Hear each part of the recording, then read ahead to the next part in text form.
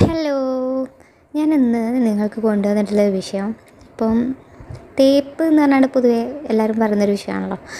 പക്ഷേ തേക്കുന്നതിന് മുമ്പ് തന്നെ ഇപ്പോൾ നമ്മൾ സ്നേഹിക്കുന്ന ഒരാൾ, അത് പെണ്ണായിക്കോട്ടെ ഒരാണായിക്കോട്ടെ, അയാൾ നമ്മളെ തേക്കുകയാണെന്നുള്ളത് തേക്കൽ പൊതുവേ പെൺകുട്ടികൾക്ക് മാത്രം ഉള്ളൊരു കുത്തകയാണെന്നുള്ളതാണ് പൊതുവേ ഒരു സംസാരമുള്ളത് അല്ലേ. ആൺകുട്ടികൾ തേക്കുന്നത് പിന്നെ ആരും കാണാത്തതുകൊണ്ടാണോ എന്താ അറിഞ്ഞൂടാ. എങ്ങനെയായാലും തേപ്പ് എന്തായാലും രണ്ടു പേർക്കും പറ്റിയൊരു സംഭവം തന്നെയാണെന്നാണ് എൻ്റെ ഒരു അഭിപ്രായം കേട്ടോ. അപ്പോൾ തേക്കാൻ പോവുകയാണെന്നുള്ളത് അതിന് മുമ്പ് തന്നെ നമുക്ക് അറിയാൻ പറ്റും അവരാ ഒരു ആറ്റിറ്റ്യൂഡിൽ. അപ്പോൾ അതിന് മുമ്പ് ഞാനൊരു കാര്യം പറയട്ടെ. ഈ തേക്കാൻ പോവുക എന്ന് പറയുന്നതേ അവരുടെ ലൈഫിൽ ഇത്രയും കൊണ്ടുനടന്ന ആ ഒരു റിലേഷന് അവർക്ക് വേണ്ട എന്ന് തോന്നുന്ന ആ ഒരു നിമിഷം ചിലപ്പം നിങ്ങളിൽ നിന്നുള്ള ക്യാരക്ടറിൻ്റെ പ്രത്യേകത ആയിരിക്കാം, ചിലപ്പം അവൾക്ക് അല്ലെങ്കിൽ അവളെ ഫാമിലിയിൽ നിന്നുള്ള പ്രഷറായിരിക്കാം. രണ്ടുപേർക്കുള്ളിൽ സ്നേഹം ഉണ്ടാവും, പക്ഷേ സാഹചര്യം കൊണ്ട് അത് ഒഴിവാക്കാണ്ടിരിക്കാതെ വെക്കില്ല. അപ്പം അങ്ങോട്ടും ഇങ്ങോട്ടും മനസ്സിലാക്കാത്ത ഒരു സിറ്റുവേഷനിലാണ് അവൾ എന്നെ തേച്ചിട്ട് പോയടാന്ന് പറയൽ. അപ്പോൾ ഈ ഒരു സിറ്റുവേഷൻ ഒന്ന് മനസ്സിലാക്കിയാൽ മതി. അവൾക്ക് അല്ലെങ്കിൽ അവനക്ക് എന്തോ ഒരു ഇമ്പോർട്ടൻ്റ് ആയിട്ടുള്ളത് കൊണ്ടാണ് ആ ഒരു റിലേഷൻ ബ്രേക്കപ്പ് ആവാനുണ്ടാകുന്ന ഒരു സാഹചര്യം. അപ്പോൾ അതിന് ആ ഒരു നല്ലൊരു റിലേഷൻ കീപ്പ് ചെയ്യുന്ന ആളുകൾ വരെ ആ ഒരു തീരുമാനത്തിന് അംഗീകരിക്കാൻ പറ്റണം. രണ്ടുപേരും ഒന്നിച്ചിരുന്നിട്ട് തീരുമാനിക്കുകയാണ്, നമുക്കിനി മുന്നോട്ട് പോകണ്ട, നമുക്ക് ബ്രേക്കപ്പ് ചെയ്യാം എന്ന് തീരുമാനിച്ചു കഴിഞ്ഞാൽ പക്വതയുള്ള ഒരാൾ ഓക്കെ സാരല്ല, കുറച്ച് ദിവസം എന്തായാലും ടെൻഷൻ ഉണ്ടാവും, അതവിടെ നിർത്താൻ പറ്റണം. ഞാൻ പറഞ്ഞു വരുന്ന കാരണം എന്താ അറിയോ, കഴിഞ്ഞ ദിവസം നമുക്ക് ഒരു മെയിൽ വന്നു. കുറച്ചായി എനിക്കിങ്ങനെ അത് വന്നുകൊണ്ടിരിക്കണം, പക്ഷേ ഞാൻ ചെറിയ തിരക്ക് കാരണം എനിക്കത് അക്സെപ്റ്റ് ചെയ്യാൻ പറ്റിയിട്ടില്ലായിരുന്നു. അപ്പോൾ ഞാൻ ഇന്നാണത് കേട്ടത് കേട്ടോ.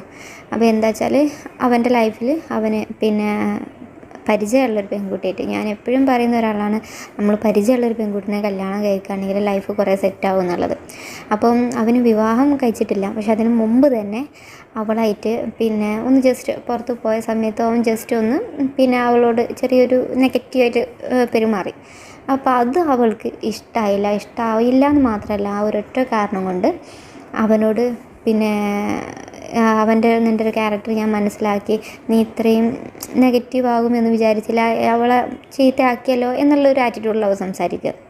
എന്തോ എനിക്ക് ആ ഒരു ഇത് കേട്ടപ്പോഴേ, പ്രത്യേകിച്ചും ഒരു സ്നേഹിക്കുന്ന ഒരാൾ നമ്മളെ തൊടുക എന്ന് പറയുമ്പോൾ ഇപ്പം പൊതുവേ നമ്മുടെ നാട്ടിലെല്ലാവരും നടക്കുന്ന സംഭവങ്ങൾ തന്നെയാണ്, ഓവറായിട്ടൊന്നുമല്ല. പക്ഷെ ആ ഒരു ജസ്റ്റ് ഒന്ന് രീതിയിൽ തൊടുന്നതിന് വരെ നമ്മൾ നെഗറ്റീവായിട്ട് റിയാക്ട് ചെയ്യുന്ന പെൺകുട്ടികളുണ്ടല്ലോ. ഇപ്പോൾ പ്രത്യേകിച്ചും വിവാഹം ഉറപ്പിച്ചവരാണവർ. അപ്പോൾ വിവാഹം ഉറപ്പിച്ചവർ വിവാഹത്തിന് മുമ്പ് തന്നെ ബന്ധപ്പെടണം എന്നൊരു റൂളൊന്നുമല്ല ഞാൻ പറഞ്ഞത്. ജസ്റ്റ് അവർ തമ്മിൽ എങ്ങനെയൊക്കെ നമുക്ക് ബന്ധപ്പെടാമെന്നോ, അല്ലെങ്കിൽ അത്യാവശ്യം നല്ല രീതിയിൽ ഇങ്ങനത്തെ രീതിയിലുള്ള സംസാരങ്ങളൊക്കെ സംസാരിക്കുന്നതുകൊണ്ട് യാതൊരു തെറ്റില്ല എന്നാണ് എനിക്ക് തോന്നുന്നത്. കാരണം എന്താ വെച്ചാൽ വിവാഹം കഴിഞ്ഞതിന് ശേഷം നമുക്ക് എന്തെല്ലാം ആഗ്രഹങ്ങളുണ്ട് എന്നുള്ളത് നേരത്തെ തന്നെ മനസ്സിലാക്കാൻ പറ്റും. കാരണം അത് ഒരു പാചകം അല്ലെങ്കിൽ അവന് ഇഷ്ടപ്പെട്ട ഫുഡ് ഉണ്ടാക്കാൻ പഠിക്കുക എന്ന് മാത്രമല്ല, അവന് ഏറ്റവും ഇമ്പോർട്ടൻ്റ് അവൻ്റെ ഈ ഒരു ദാമ്പത്യ ബന്ധത്തിൻ്റെ ഫസ്റ്റ് സ്റ്റേജിലുള്ള ബന്ധപ്പെടനെ പറ്റി അവൻ്റെ ഇഷ്ടങ്ങൾ, അവളെ ഇഷ്ടങ്ങളൊക്കെ വിവാഹത്തിന് മുമ്പ് നിങ്ങൾ മനസ്സിലാക്കുന്നതിന് നല്ലതാണെന്ന് തന്നെ ഞാൻ പറയുള്ളൂ. അപ്പം അങ്ങനെ ഒന്നും സംസാരിക്കാത്തൊരു പെൺകുട്ടി, ഇത്രയും വർഷം 5-6 വർഷത്തെ പരിചയമുള്ള ഒരു കുട്ടിയാണ്. അപ്പോൾ ഇങ്ങനത്തെ കാര്യങ്ങളൊന്നും സംസാരിക്കലില്ല, സാധാരണ നോർമൽ സംസാരങ്ങൾ മാത്രമേ ഉള്ളൂ എന്ന് പറഞ്ഞു. അപ്പോൾ ഈ ഒരു നെഗറ്റീവായിട്ടുള്ള ചെറിയൊരു അപ്രോച്ചിനെയാണ് അവളത് വേണ്ട, ഇഷ്ടമല്ല എന്നുള്ള രീതിയിൽ അത്ര വലിയ കോണ്ടാക്റ്റൊന്നുമില്ല.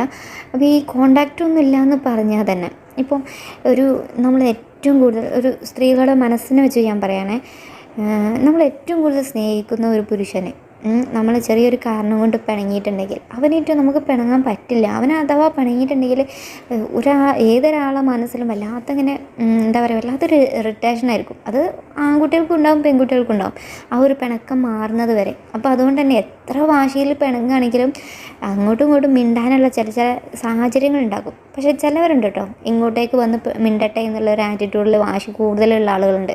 അപ്പോൾ അങ്ങനത്തെ ആളുകളെ നമ്മൾ അങ്ങോട്ടേക്ക് അപ്രോച്ച് ചെയ്യുന്ന സമയത്ത് അവർ ഒരു ചാൻസ് കിട്ടാൻ കാത്തിരിക്കുമായിരിക്കും മിണ്ടാൻ വേണ്ടിയിട്ട്.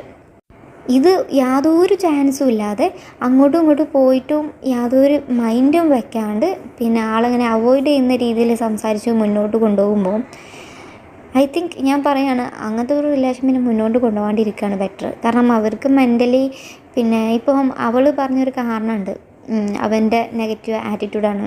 ഇതൊരു നെഗറ്റീവ് ആറ്റിറ്റ്യൂഡാണെന്ന് പറയുകയാണെങ്കിൽ ഞാൻ ഷുവറായിട്ട് അവനോട് പറയാണ്, ഈ ഒരു ആറ്റിറ്റ്യൂഡിനെ പിന്നെ വിവാഹം കഴിഞ്ഞതിൻ്റെ ശേഷം നല്ലൊരു ദാമ്പത്യ ബന്ധം അവന് കിട്ടും തോന്നുന്നില്ല. കാരണം ആൾ കുറേയൊക്കെ സെക്ഷുവലായിട്ട് ഒരുപാട് പഠിക്കേണ്ടിയിരിക്കുന്നുണ്ട്.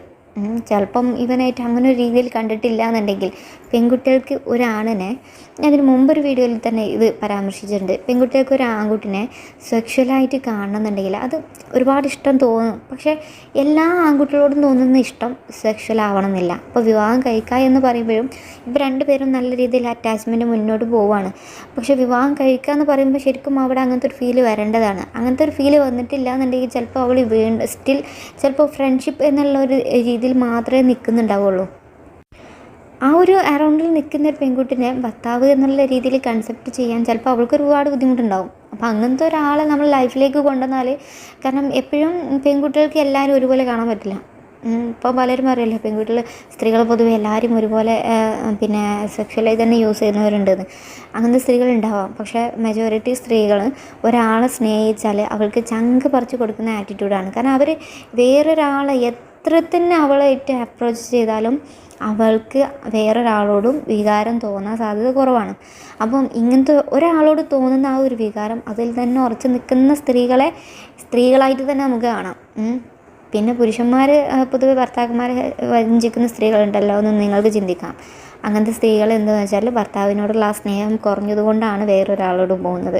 അപ്പോൾ ആ ഒരു ഭർത്താവിനോടുള്ള സ്നേഹം കുറഞ്ഞതുകൊണ്ടാണ് വേറൊരാൾ പോയി എന്നുള്ളതിന് ഒരൊറ്റ കാരണമേ ഉള്ളൂ. കാരണം സ്നേഹം വേറൊരാളിലേക്ക് പോയി. അപ്പോൾ ആ ഒരു സ്നേഹം ചെയ്ത ആ ഒരു രണ്ടാം റിലേഷൻ തുടങ്ങിയ ഒരാളുണ്ടല്ലോ, അയാളോടായിരിക്കും ഫുൾ കമ്മിറ്റ്മെൻറ്റ്. അപ്പോൾ ഞാൻ പറഞ്ഞു തരുന്ന എല്ലാ രീതിയിലും നിങ്ങൾ അവോയ്ഡ് ചെയ്യാൻ ശ്രമിക്കുകയാണെന്നുണ്ടെങ്കിൽ മാക്സിമം അവർക്ക് ആ ഒരു റിലേഷൻ കണ്ടിന്യൂ ചെയ്യേണ്ട എന്ന് തന്നെയാണ് പറയുന്നത്.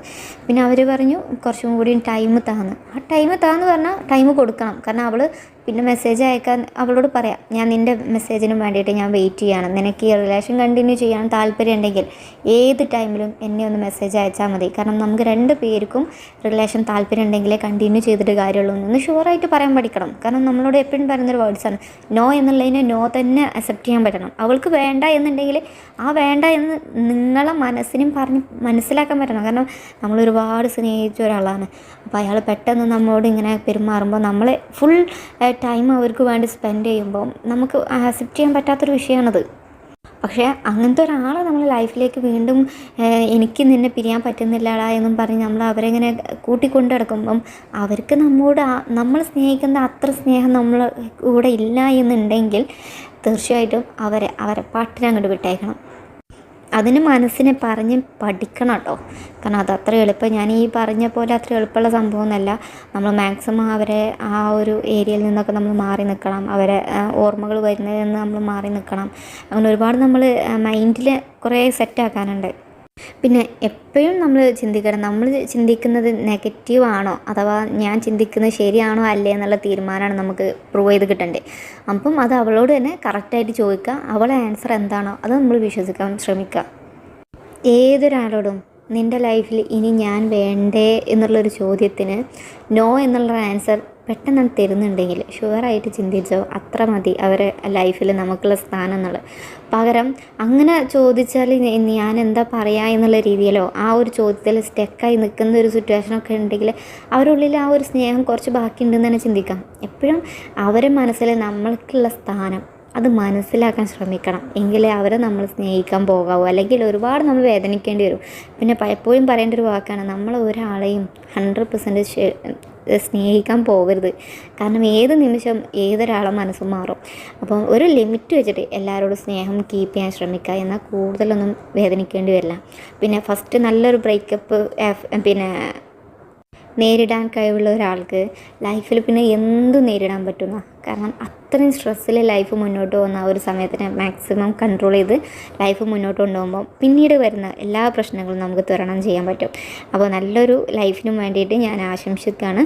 ഏതായാലും നിങ്ങളുടെ ഡൗട്ടും കാര്യങ്ങളൊക്കെ പരസ്പരം പറഞ്ഞ് ക്ലിയർ ആക്കുക. അല്ലാതെ തെറ്റിദ്ധാരണയോട് കൂടി ലൈഫ് മുന്നോട്ട് കൊണ്ടുപോകരുത്. പിന്നെ പിരിയാണെങ്കിലും സന്തോഷത്തോടെ പിരിയാൻ ശ്രമിക്കുക. അല്ലെങ്കിൽ ലൈഫ് മുന്നോട്ട് കൊണ്ടുപോകുകയാണെന്നുണ്ടെങ്കിൽ അതും സന്തോഷത്തോടെ രണ്ടുപേരുടെയും മനസ്സ് ഒരുപോലെ ആവുന്ന രീതിയിൽ അങ്ങോട്ടും ഇങ്ങോട്ടും പരസ്പരം സംസാരിക്കാൻ പറ്റുന്ന ഒരു റിലേഷനോട് കൂടി മുന്നോട്ട് കൊണ്ടുപോകാൻ ശ്രമിക്കുക. അപ്പോൾ നല്ലൊരു വീഡിയോ ആയിട്ട് കാണാം.